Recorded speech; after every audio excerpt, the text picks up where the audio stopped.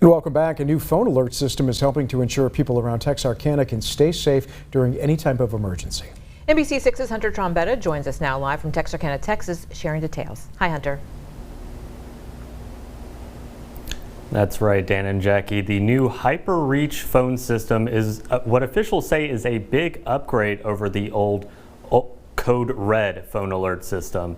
Now, HyperReach is available to residents in both Bowie and Miller counties, and it sends out detailed information about all types of emergencies, including automatic alerts from the National Weather Service.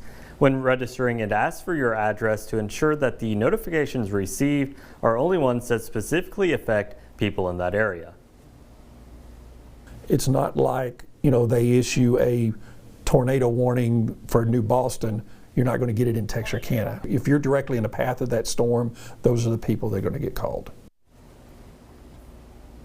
Emergency officials are also continuing to update the outdoor weather siren system, which is especially designed to inform people of critical safety information who may be outdoors away from their phones or televisions. And as far as HyperReach goes, you can find a link to register for that on our website, ktalnews.com.